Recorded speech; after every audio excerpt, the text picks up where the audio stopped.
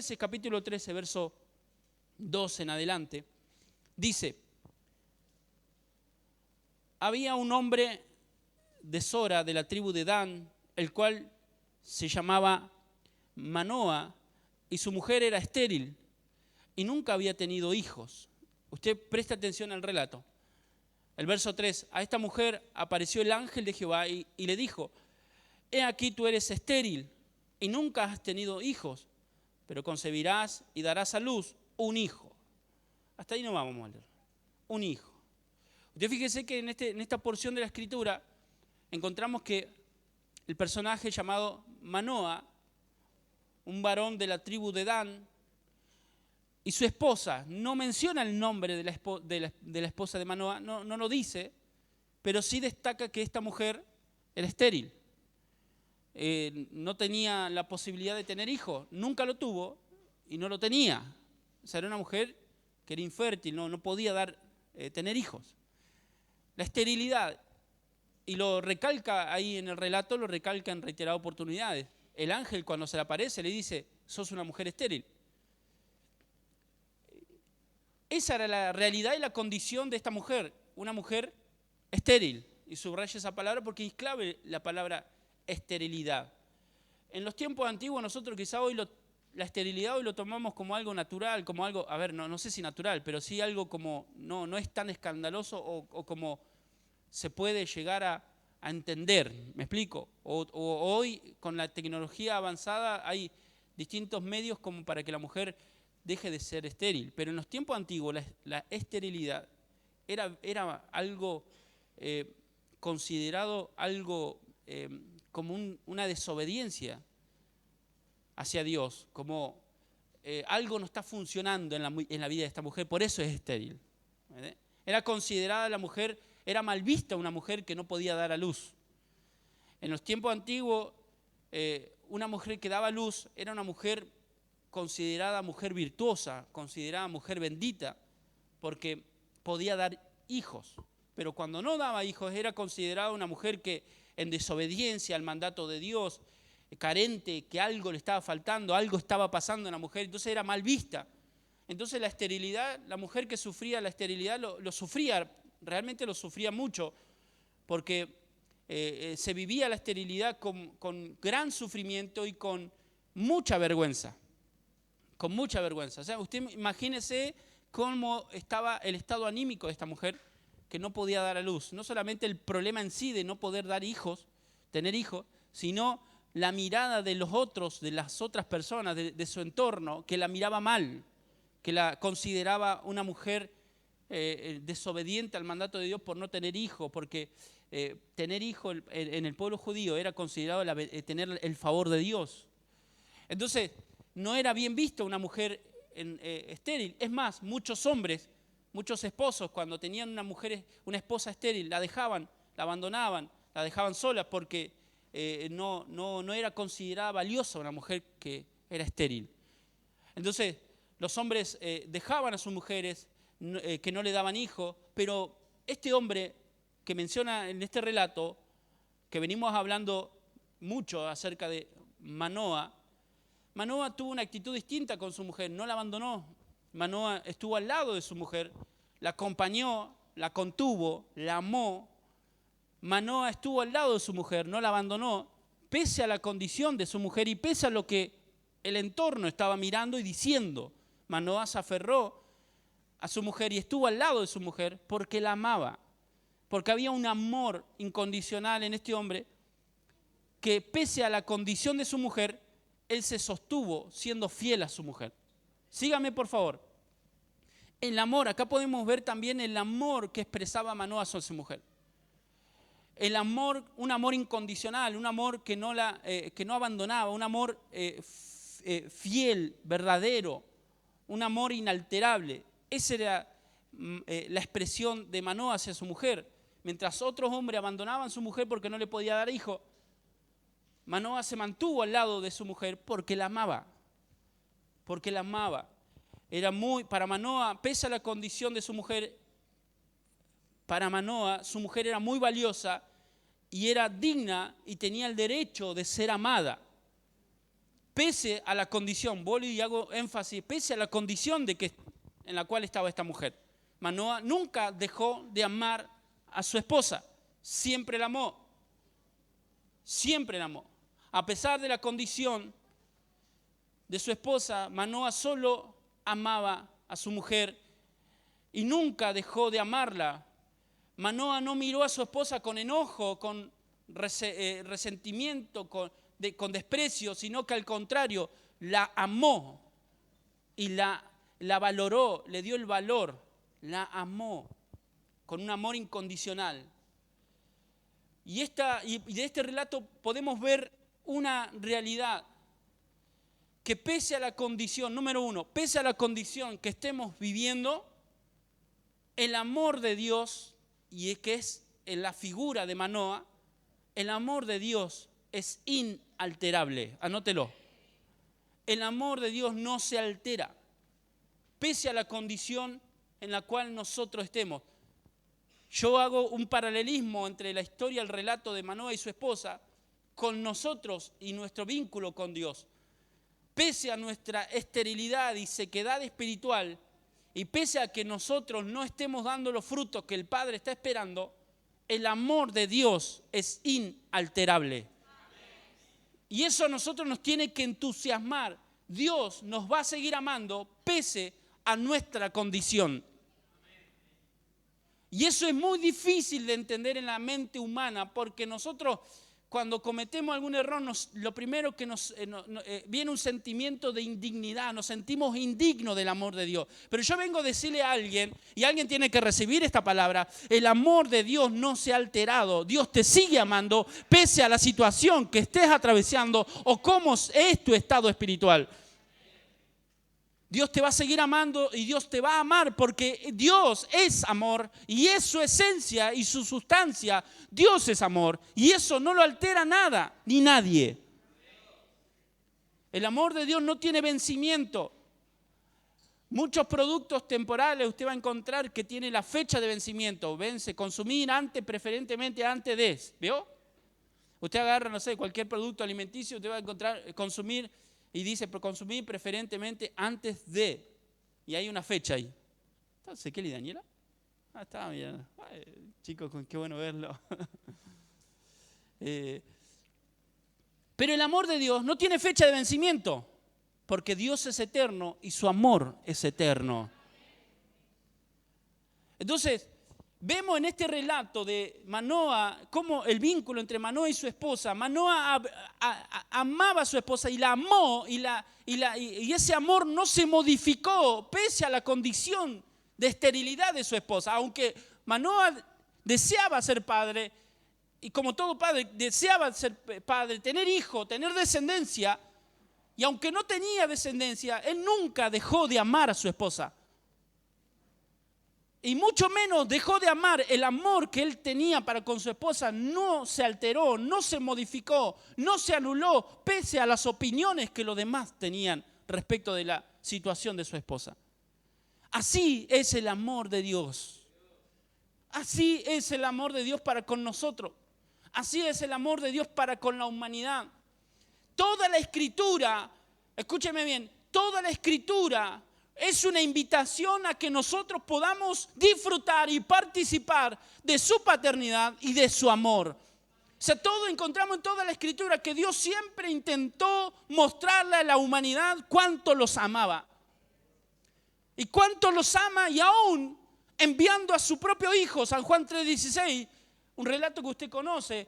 De tal manera amó Dios al mundo que ha dado a su único Hijo para que todo aquel que en él crea no se pierda, mas tenga vida eterna. Ahí vemos la expresión de amor de Dios. La expresión del amor de Dios no la podemos nosotros medir por los bienes temporales, sino que la expresión más sublime, más hermosa del amor de Dios lo tenemos que ver en la cruz, porque cuando Dios envió al Hijo, su único Hijo, lo envió por amor a usted y a mí. Muchas veces nosotros nos sentimos amados por las cosas temporales que Dios nos puede llegar a dar. Oh, cuánto me ama mi papito. Y escuchamos, ¿no? Expresiones. Porque tengo un auto. Porque tengo esto. Porque pude lograr esto. Y nos sentimos amados, nos sentimos bien. y sentimos como que eso es un mimo a nuestra alma por lo que podemos lograr en términos temporales. Pero déjenme decirle, hermanos, que eso no es la expresión pura del amor de Dios. Esos son bendiciones y expresiones de una gracia manifestada en la vida nuestra. La manifestación y la expresión pura, genuina y más hermosa del amor de Dios es cuando vemos a Cristo en la cruz. Porque ahí está el amor de Dios. Ahí podemos ver la expresión más hermosa del amor de Dios. No por los bienes temporales que podemos tener, sino porque su Hijo fue a la cruz por amor a la humanidad. Ahí nos damos cuenta cuánto Dios nos ama, pese a nuestra condición. Porque Dios envió al Hijo, el Padre envió al Hijo por amor a la humanidad.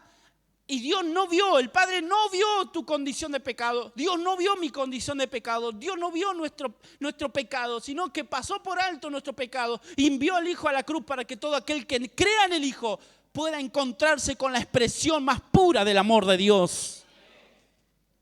Entonces, estimado, nosotros no podemos devaluar el amor de Dios y bajarlo a cosas temporales. Si bien las bendiciones y los logros temporales generan en nosotros un gozo, una alegría, un entusiasmo, pero nosotros, pese a eso, tenemos que tener bien en claro que la expresión más pura, más hermosa, más genuina del amor de Dios lo vemos expresado en la cruz del Calvario. Porque de tal manera amó Dios al mundo que dio a su Hijo unigénito para que todo aquel que en Él crea no se pierda, mas tenga vida eterna. Ahí está el amor de Dios. ¿Cómo queremos ver nosotros? ¿Cómo queremos saber nosotros cuánto nos ama Dios? Miremos la cruz y ahí nos vamos a dar cuenta cuánto nos ama Dios.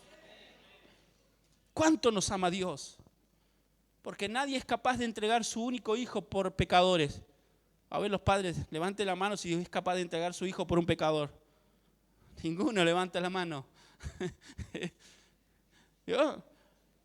Pero Dios no fue por un pecador, por todos los pecadores. Entonces Manoa se sostuvo en fidelidad y en amor hacia su mujer. Así es el amor de Dios. Es un amor inalterable. Es un amor puro, real, verdadero. Es un amor puro, real y verdadero. Y encontramos en toda la Escritura una invitación de Dios para que podamos nosotros disfrutar de su amor eterno y de su paternidad. La invitación de todas estas reuniones que hemos recibido palabras respecto de la paternidad es porque Dios nos está invitando a que disfrutemos de una relación de padre con Él, que disfrutemos su paternidad y que disfrutemos de su amor eterno, porque esa es la esencia de nuestro Padre. Es un Padre de amor y ese amor no se altera ni siquiera por el más pecador de la tierra. El amor de Dios sigue firme, sigue vigente y no se altera por nada ni nadie. Vamos, alguien tiene que aplaudir a eso.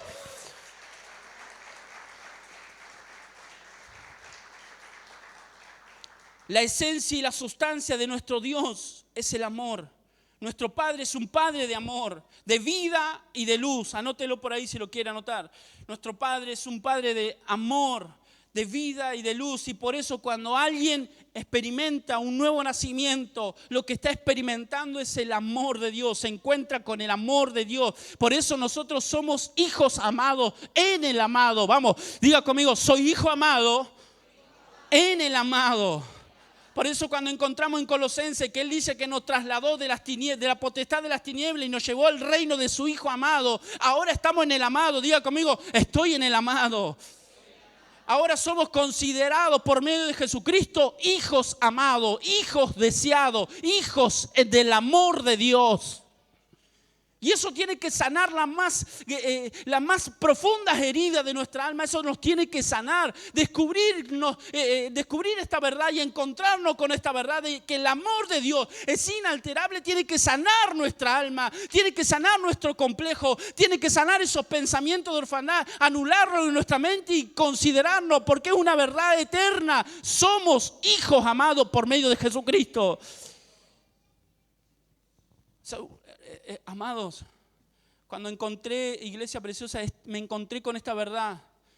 Saben que un alto porcentaje de la gente, de las personas, se consideran hijos no deseados. Escuche, un alto porcentaje de la gente, de las personas, se considera hijos no deseados. Y usted le pregunta, ¿tu padre te deseó? No, mi papá me dijo un día que no me deseaba. Y cargan con esa herida de que nunca me desearon y bueno, estoy acá porque sí. Pero déjame decirte que aunque tu padre terrenal no te deseó, desde la eternidad Dios ya te estaba deseando.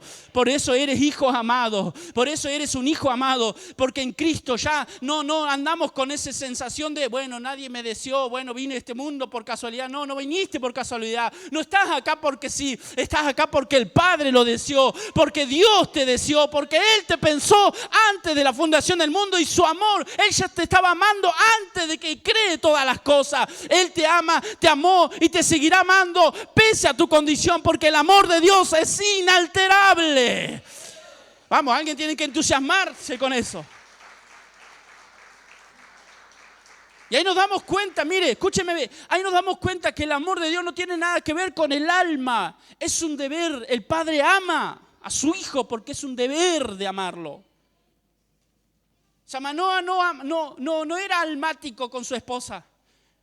O sea, usted imagínese si el amor de Manoa provenía del alma, ya la hubiese dejado porque esta no me puede dar hijos, la dejo de amar y me voy.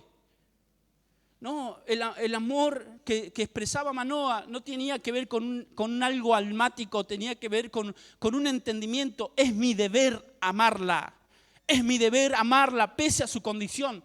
Ese era el pensamiento de Manoa. ¿Cuál es el pensamiento del Padre? Yo te amo porque es mi deber amarte, porque sos mi hijo y así Dios te ama. Porque el amor del Padre no es un amor almático. Es un deber. Dios te ama porque eres hijo. Y es deber del Padre amar al Hijo. Amar al Hijo. ¿Cuántos se consideran hijos? Vamos. Estas tres reuniones tienen que cambiarnos nuestra manera de pensar. Tienen que romper con los argumentos mentirosos del diablo. Y tenemos que salir de esta noche empoderado y sano en el nombre de Jesús, diciendo y declarando: yo sé que mi Padre me ama.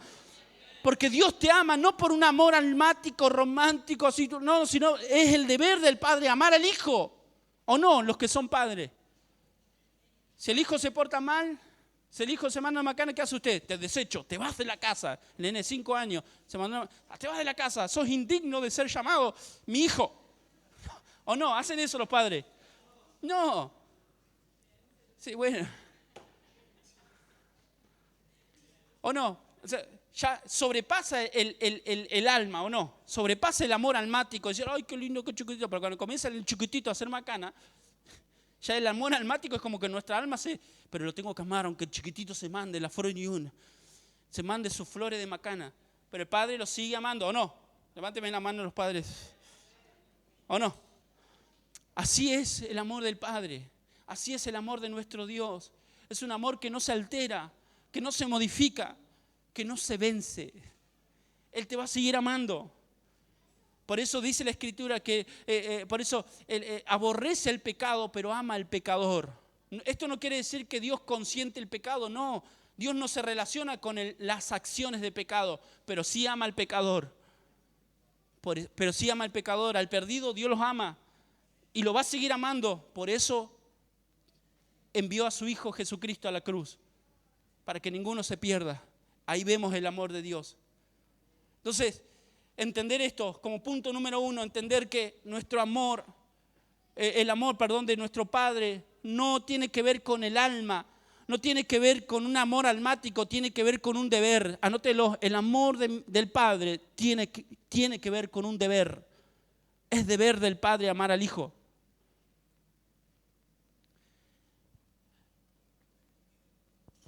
Y Manoa amó a su esposa porque era el deber de un hombre de bien, de un hombre responsable, amar a su esposa pese a su condición. La amó. Y ese amor no era del alma, era un deber. Tengo que amar a mi esposa pese a la situación, pese a que se levante a veces con mal humor. La tengo que amar. Como ella me ama a mí cuando yo me levanto de mal humor. Vamos, digan amén. Si es así. Cualquier parecido con la realidad, pura conciencia. Pero en amor de Dios. Y en ese amor operamos. Escúcheme bien. Nosotros no operamos en el amor almático. Porque el amor almático es condicional. ¿Sabía usted? Es condicional. Yo te amo si vos me das. Ese es el amor del alma. Ese es el amor que opera cuando alguien está en el alma. Si yo te amo, si vos me das. Si no, no te amo. Pero el amor espiritual, el amor que viene del Padre, es un amor del Espíritu. Yo te amo, pese a que me des o no me des. Te voy a amar igual. Por lo que eres, por lo que sos. Porque es deber amar. Porque si nosotros entendemos que mi Padre me ama, pese a mi condición, yo como hijo voy a comenzar a actuar de la misma manera que mi Padre. Voy a amar porque es un deber. Entonces el hijo comienza a tener la misma conducta que el Padre. Y en ese amor nos movemos. Y una iglesia, una casa paterna se mueve en el amor espiritual, no en el amor almático. Por eso nos movilizamos a las casas. Por eso oramos por los enfermos, por eso predicamos a tiempo y fuera de tiempo. ¿Por qué? ¿Qué es lo que moviliza a un equipo de servidores a llevar la palabra de Dios con frío, con calor, caminando, en cole, en movilidad? ¿Qué es lo que moviliza a una iglesia? ¿Qué es lo que lo moviliza a llevar el evangelio y la palabra de verdad? El amor espiritual que viene del Padre. No un amor almático. Yo no voy a su casa a predicarle porque usted me va a dar algo. Aunque usted no me dé mate, no me dé agua, yo le voy a caer igual. Pero si me da un matambre a la pizza, voy a ir igual también.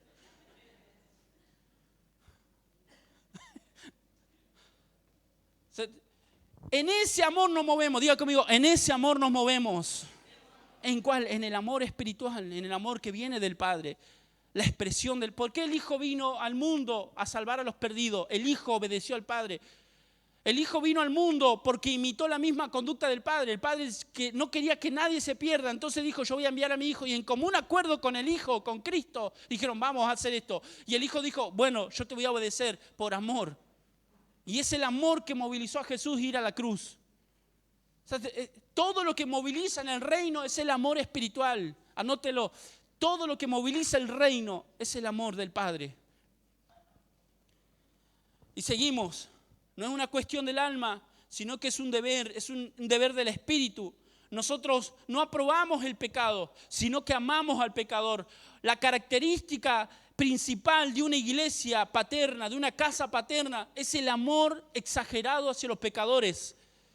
Es el amor exagerado a los pecadores. No andamos mirando al pecador sus inmundicias y sus errores, sino que lo miramos con los ojos de Dios, con el amor, y lo amamos con el mismo amor con que Dios nos amó a nosotros. Hermanos queridos, una iglesia, una casa paterna, por eso nosotros declaramos que somos una casa paterna. ¿Por qué? ¿Por qué declaramos que somos una casa paterna? Porque nos movemos en el amor del Padre. Porque debemos movernos, si nos consideramos hijos de Dios, debemos movernos en el amor del Padre. Hermanos queridos, este 2025 vamos a ganar a muchos. Desafiados a ganar a muchos es la palabra que nos direcciona todo este año. Y los muchos que van a venir con serios problemas de droga, serios problemas de abuso, serios problemas de violencia. ¿Y cómo los vamos a recibir? Es la pregunta. Diga conmigo, con el amor del Padre. Porque somos una casa paterna. Y eso es lo que caracteriza a una iglesia verdadera. ¿Qué es lo que caracteriza a una iglesia verdadera? Es la manifestación y la expresión del amor, la vida y la luz del Padre. Por eso cuando un nuevo nacido nace, cuando una persona nace en el Espíritu, experimenta el nuevo nacimiento, lo que está experimentando es el amor del Padre. Porque nació del amor del Padre. Porque era un deseo de Dios que nazca en el Espíritu. San Juan 1, 12, 13. Que por voluntad de Dios nacimos. Y esa es la expresión, el deseo de Dios, nacer de nuevo. Usted nació de nuevo porque fue deseado por el Padre. Oh, vamos, levante su mano. Porque alguien tiene que sanar su corazón en esta noche. Vamos, levante su mano y cierre sus ojos. Alguien tiene que sanar. Alguien que venía arrastrando con esos serios problemas desde la niñez, de que te dijeron que no te deseaban, que viniste de casualidad, fuiste un accidente. Esos son mentiras del diablo. Porque desde antes de la fundación del mundo, Dios ya te estaba deseando. Eres un deseo de Dios. Eres voluntad de Dios expresada aquí en la tierra. Dios te ama. Por lo tanto, Dios te dio la posibilidad de nacer de nuevo. Eres hijo amado. Eres el deseo del Padre. Por eso debes disfrutar de la paternidad de Dios y del amor eterno que Dios tiene para darte. Aleluya, gloria a Dios.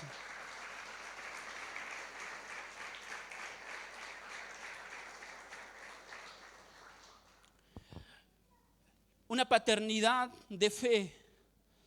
Los padres creen en los hijos, por eso aman a los hijos. Y los hijos creen en los padres.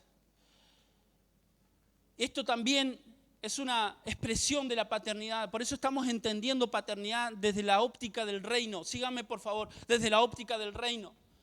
La paternidad de Dios, los hijos creen en los padres y los padres creen en los hijos. Hermanos queridos, cuando nosotros experimentamos el nuevo nacimiento, ahí vemos la fe del Padre, el amor del Padre. Por eso dice la Escritura que sin fe es imposible agradar a Dios.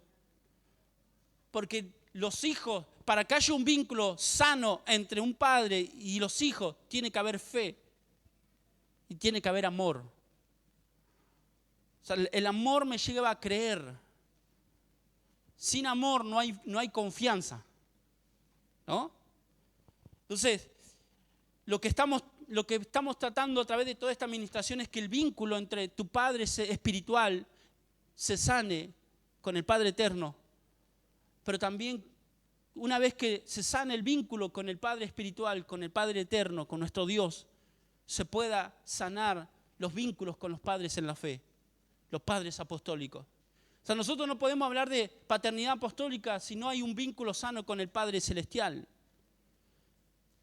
Porque si no, todo lo que proviene de un Padre apostólico va a venir corrompido. Si no entiendo primero la paternidad de Dios. Por eso yo debo creer en mi Padre. Diga conmigo, debo creer en mi Padre. Si usted no cree en el Padre celestial, es imposible que usted crea en el Padre apostólico. Porque usted va a venir, si usted no cree en Dios, no va a creer en la autoridad constituida por el Padre celestial. Porque los padres apostólicos son constituidos por el Padre celestial. Efesios 4, 11 y 12, si lo pueden poner en pantalla. Y Él constituyó apóstoles, profetas, pastores, evangelistas y maestros. ¿Quién los constituyó? El Padre celestial. O sea que paternidad apostólica es un diseño divino. Yo no puedo tener un vínculo sano con mi Padre en la fe si no tengo un vínculo sano con mi Padre en el cielo. Por eso debo creer. Sin fe es imposible agradar a Dios. Los padres creen en los hijos y los hijos creen en los padres. Y eso es un vínculo sano cuando hay amor y cuando hay fe. Porque si hay amor, si yo restauro mi vínculo con el Padre Celestial, mi fe se va a restaurar. Porque si yo me encuentro con el amor eterno de Dios, mi fe va a aumentar. Porque voy a conocer a mi Padre Celestial. ¿Me sigue? Ahora, pero si yo no conozco a mi Padre Celestial, es imposible que crea en Él. Entonces todo lo que me digan de Dios, no lo voy a creer. Por eso la fe se desprende del amor. Si yo voy a creer en el Padre Celestial, cuando comienza a experimentar de su amor. Ahora, cuando yo tengo un encuentro con el amor de Dios, voy a poder reconocer mi paternidad en la fe. Voy a poder disfrutar de un vínculo con mi Padre en la fe. Si no es imposible, se lo puedo decir con experiencia personal. Me costó mucho a mí relacionarme con mis padres en la fe, entender el diseño de la paternidad en la fe, porque no tenía un vínculo sano con mi Padre Celestial. Cuando de pronto tenemos una revelación, hermano, podemos hablar de experiencia y mucha, pero cuando tenemos una revelación de la paternidad celestial, ahí nuestros vínculos con nuestro Padre en la fe se sana. ¿Saben cuántas veces venimos a las congregaciones y miramos a los pastores con sospecha? Y nos hemos encontrado con gente que sospecha de las paternidades apostólicas. Y lo miran con sospecha y no lo reciben, y hay resistencia y no lo reconocen. ¿Por qué? ¿Y saben qué me doy cuenta? No es el problema con el apóstol, no es el problema con los apóstoles, no es el problema con la paternidad en la fe. El problema comienza que no hay un vínculo sano con el Padre Celestial. Entonces, cuando se sanan los vínculos con el Padre Celestial, comienza a haber fe para creer en la paternidad en la fe. O sea, hermanos queridos, si usted tiene una relación sana con su Padre Celestial, inevitablemente usted va a creer en su Padre en la fe. ¿Por qué? Porque el Padre en la fe es constituido por el Padre Celestial. Y es un diseño, porque los padres apostólicos vienen a expresar el amor eterno de Dios a los santos. Entonces, los hijos creen en los padres y los padres creen en los hijos. Entonces, cuando hay un amor y nos movemos en el amor del Padre, síganme por favor, en el amor del Padre, que es un amor espiritual y es un deber, diga conmigo, es un deber, no proviene del alma, sino que es un deber de amarnos mutuamente, pese a, por eso la Escritura dice, sopórtense unos a otros. ¿Lo dice la Escritura? Sí. ¿Tengo que soportarlo a usted? Sí. ¿Usted me tiene que soportar a mí? Sí. ¿Y por qué nos soportamos? Porque nos amamos en el amor del Padre, si no, no nos soportaríamos, hermano. ¿Qué hace que una familia natural esté junta en la fiesta? Pese a que a veces hay diferencia entre los hermanos naturales, ¿o no? Bueno, pero voy a compartir porque amo a papá, por papá. Y en la mesa, pese de que hay ciertas diferencias entre los hermanos, se soportan por amor al Padre, ¿o no? A veces estos ejemplos parece ser, pero la Escritura nos manda a soportarnos porque el amor del Padre es el que no nos hace ver la diferencia, sino que como amo a mi Padre, tengo que amar a mi hermano. Porque todo lo que es nacido de Dios ama al hermano, lo dice Primera de Juan. Todo lo que es nacido de Dios ama. Si no ama. Si no ama a su hermano, no es nacido de Dios. Lo dice Primera de Juan capítulo 5, si no me falla la memoria. Entonces, nos movemos en el amor del Padre. Ahora los hijos, y cuando hay amor, los hijos cuidan al Padre. Diga conmigo, cuando hay amor, los hijos cuidan al Padre. Cuidan al Padre Celestial, pero también cuidan la paternidad en la fe. Y Génesis capítulo 9, verso 22, encontramos un relato para ir avanzando. Génesis capítulo 9, verso 22 dice, y Can, padre de Canaán, vio la desnudez de su padre y lo dijo a sus dos hermanos que estaban afuera. Acá encontramos Génesis 9, 22, encontramos que hay un hijo que no cuidó la paternidad, no cuidó a su padre. No cuidó, sino que expuso la desnudez de su padre. Comenzó a hablar de la desnudez. La desnudez significa debilidad. Es símbolo de debilidad, es símbolo de imperfección, la desnudez. Los padres en la fe no son perfectos, amados, pero sí son constituidos por Dios. Vuelvo y repito, Efesios 4, 11 y 12, constituidos por Dios. Y no son perfectos. Las autoridades apostólicas, los padres en la fe no son perfectos. Pero si hay un amor espiritual verdadero, el amor de Dios opera en nosotros, vamos a saber cuidarnos entre nosotros y cuidar a nuestros padres en la fe. Y cuidarnos. Entonces los hijos cuidan al Padre. Cuando nos movemos en el amor del Padre, nos libramos de cometer, de exponer los errores. ¿Saben cuántas familias que caen en un estancamiento espiritual, caen en una sequedad espiritual, caen en una esterilidad espiritual porque murmuran contra sus pastores? Escúcheme bien, la murmuración es el pecado que destruye muchas relaciones en el reino de Dios. ¿Saben cuántas familias se reúnen y murmuran contra los pastores y hablan mal de uno y hablan mal de otro y no hay un cuidado? ¿Saben por qué hay murmuración? Porque no hay amor de Dios. Porque si hubiera amor de Dios, la murmuración desaparece. Pero cuando nos movemos en el amor de Dios, no hay murmuración. Cuidamos, hay un cuidado. Por eso Dios, escúcheme bien, Dios como Padre estableció un principio. ¿Cuál es? El principio de la honra, como un mecanismo de cuidado. Anote eso. Dios como Padre estableció el principio de la honra como un mecanismo de cuidado. El que sabe honrar, sabe cuidar. El que sabe honrar, sabe cuidar. La honra no tiene que ver con el pan dulce y el mate que nos tomemos en la visita, hermano. Eso es una expresión de cariño. La honra es cuidarnos mutuamente. La honra es que cuando yo me vaya de su casa usted no ande murmurando. Por eso Dios estableció un mecanismo de cuidado. Diga conmigo, mecanismo de cuidado.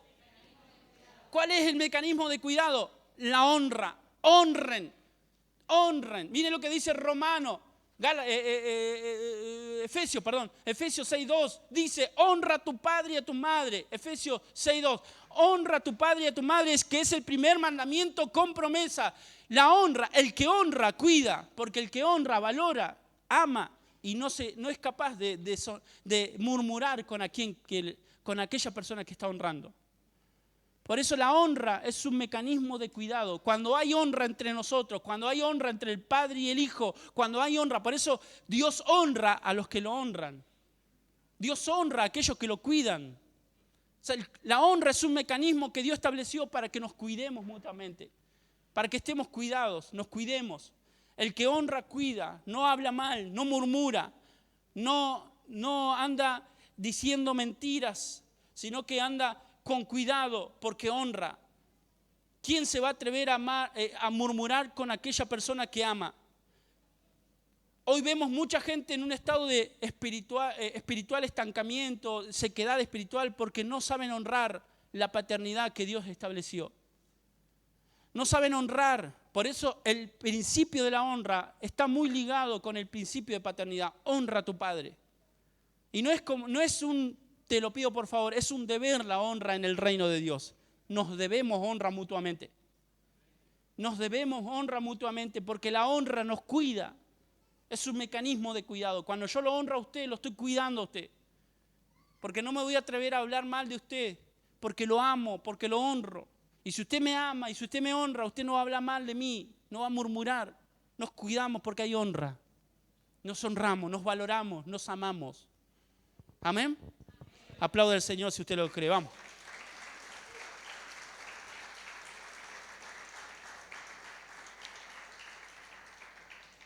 Manoah significa descanso.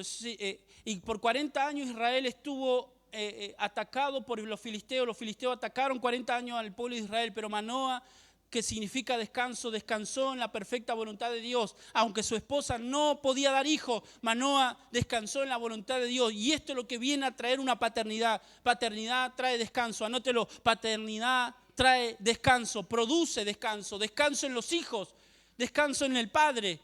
Descanso, hay un descanso. ¿Y qué significa estar descansado? ¿Usted se ha dado cuenta que usted es más productivo cuando está cansado o cuando está descansado?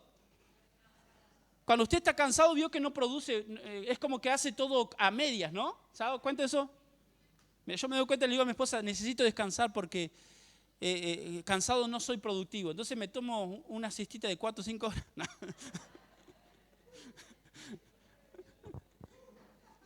No sé si estaba cansado el hermano. Vio que cuando estamos cansados no somos productivos, no rendimos, no rendimos. ¿Le pasa eso a usted? Que hacemos todo como que hasta de mala gana, ¿vio? Pero porque eso es lo que produce el cansancio. El cansancio produce malestar, el cansancio produce estancamiento, el cansancio produce enojo, el cansancio, porque cuando hay cansancio comienza el desánimo, los malos pensamientos, no somos productivos porque el cansancio nos gobierna. Pero ¿qué viene a traer la paternidad? Paternidad viene a traer descanso. Cuando Dios constituye en una casa un padre en la fe, lo que viene a traer Dios es descanso a esa casa. ¿Por qué? Porque un padre lo que viene a traer al hijo es seguridad. Lo que viene a traer es un consejo que da dirección, que encamina a los hijos hacia su destino de gloria, como venimos hablando estos días. Cuando hay paternidad establecida en una casa, lo que viene a hacer Dios es traer descanso a esa casa. Hermanos queridos, mucha gente está peleando con su propia fuerza, queriendo hacer todo a su manera, a su criterio y según su propio parecer, pero no le funcionan las cosas. Pero cuando vienen al Padre y piden un consejo a Dios o le piden un consejo al Padre en la fe establecido por Dios, ¿cómo cambian las cosas o no? ¿Cómo cambian las cosas cuando comenzamos a pedir consejo? ¿Cómo cambian las cosas cuando empezamos a dejarnos guiar? ¿Cómo cambian las cosas? Empezamos a descansar. Qué bueno que tengo este consejo, porque este consejo me va a librar de otras cosas. Y comenzamos a estar más seguros, porque paternidad lo que viene a traer es descanso. Diga conmigo, paternidad trae descanso a los hijos y a los padres. Estimados, pónganse de pie, por favor.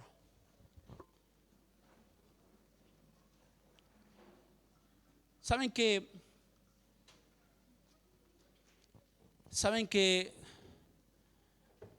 yo he tenido la posibilidad, por la gracia de Dios, de participar del servicio del Señor desde muy joven? Desde muy joven. Yo teniendo 16 años, 15, 16, fui reconocido como diácono y comencé a servir al Señor comprometido desde mi adolescencia. ¿Por qué le cuento esto? Porque he visto muchos ministros cansados. Escuche, participaba de las reuniones de obreros.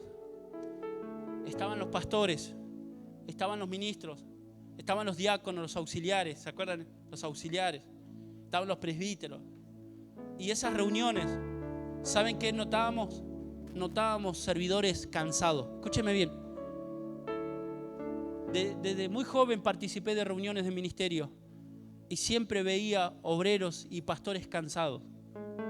Cansados, que no eran productivos en la gracia que Dios les había dado. Maestros que no enseñaban porque estaban cansados. Profetas que no profetizaban porque estaban cansados. Diáconos que no funcionaban porque estaban cansados. Apóstoles no funcionaban en su paternidad porque estaban cansados. Todo un equipo de servidores cansados. Bajo el gobierno del cansancio, y no eran productivos. Y la iglesia detenida. Escúcheme bien, la iglesia detenida. Yo lo vi. Yo estuve rodeado de gente cansada. Que uno iba con todo el ímpetu y la fe y decía, vamos a hacer esto, vamos a hacer. Y no, porque ya el cansancio lo hace dudar, el cansancio lo desanima, el cansancio lo hace renunciar al llamado, el cansancio no lo estanca, el cansancio, gente cansada. ¿Saben por qué están cansadas? ¿Saben por qué encontramos ministros cansados? Porque hay hijos que lo único que hacen es generar carga en los padres. Y aún yo le hablo de la vida ministerial, que tengo conocimiento de causa de ser joven y servir al Señor desde joven. Pero también en la paternidad natural, ¿cuántos padres cansados están hoy? Porque los hijos no le quitan carga a los padres. Y les hablo a los hijos, porque yo fui un hijo que le saqué carga a mis padres. Yo fui un hijo que le quité carga a mis padres. No le llevé nunca ningún problema a mis padres. Siempre en obediencia. ¿Saben cómo veo padres cansados? Pero padres que siguen amando a sus hijos, pero están cansados. Ministros cansados. Cuando el apóstol nos expresaba estos días, Marquito, Gavita, como nos dice él, ¿no? Me dio todos unos días de descanso. Paz. Acá hay un equipo de hijos que le va a quitar carga a usted. No le vamos a generar carga. Vaya tranquilo. Porque así yo hablando, permítame hablar de mí un poco, pero no como un modelo, porque así soy y así sigo siendo. Siempre le quité carga a mis padres, naturales y en la fe. Nunca le produje carga. Y si en algún momento, quizás sí, digo, pero yo hasta mi conciencia me trae memoria, he hecho todo lo posible para no generar carga. Pero qué feo es ver padres en la fe cansados, porque una iglesia lo único que genera es carga. Cuando hay hijos que lo único que genera es carga. Pero qué lindo es cuando hay hijos entendidos. Hijos entendidos. Hijos entendidos.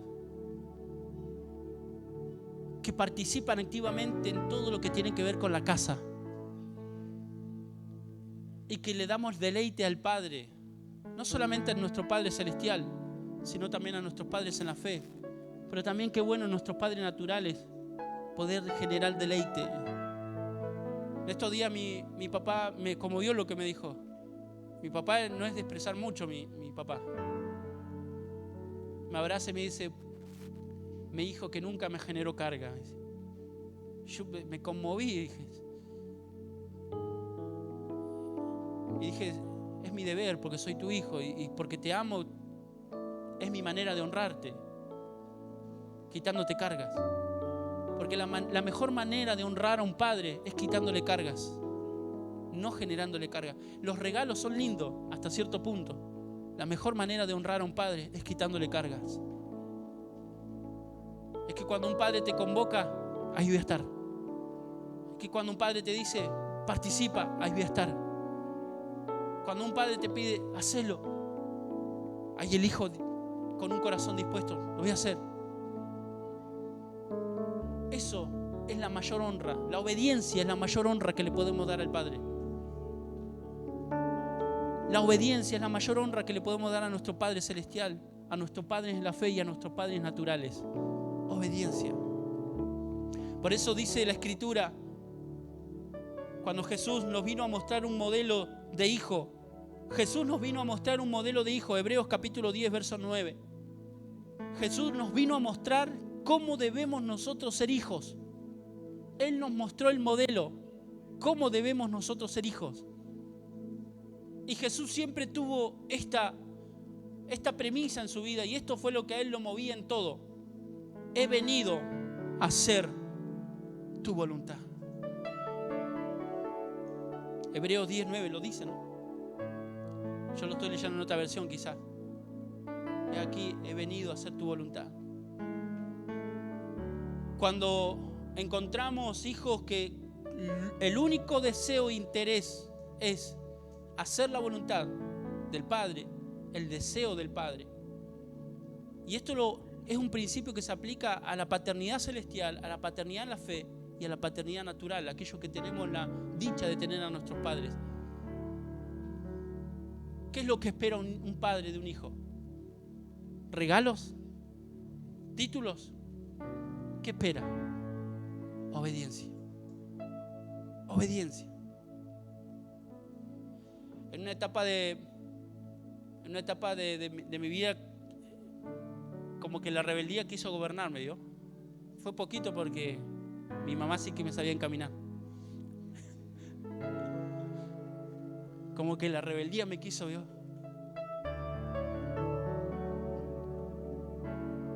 Y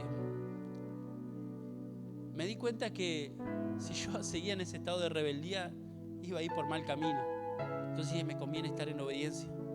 Me conviene estar con mis papás. Nos conviene a los hijos estar en obediencia a los padres. Nos conviene. Porque a un hijo le va bien, y le va a ir bien a un hijo cuando comienza a caminar en obediencia. Y esto es aplicable a todo, con Dios, en la fe y en lo natural. Es algo que se aplica a las tres áreas. Nos conviene ser obedientes, porque obediencia te lleva a tu destino de gloria. Y qué lindo es cuando encontramos padres descansados, padres contentos. El mayor orgullo de un padre es tener hijos obedientes, ¿no? Sacan pecho y los padres cuando dicen, mi hijo, qué obediente que es mi hijo. Porque le digo, anda para allá, y el muchachito va para allá. Porque eso trae fuerza al padre, ánimo, fe, vigor al padre, vida a los padres. Cuando los hijos honran en obediencia a los padres. Cuando estudiaba esta palabra, en alguna medida daba gracias a Dios porque tuve la posibilidad de ser rebelde, pero me supieron encaminar. Pero también supe sujetarme.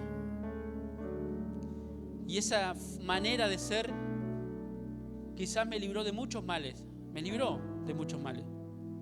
Me libró de muchos. Me libró de la droga, me libró de las malas amistades, me libró del fracaso, me libró de una vida matrimonial estancada, de fracaso. Me libró porque supe sujetarme en obediencia a mis padres, a Dios, a mi Padre en la fe y a mis padres naturales. Por eso el principio de la honra es un principio que nos cuida, de cuidado. El que sabe honrar, cuida y se cuida también.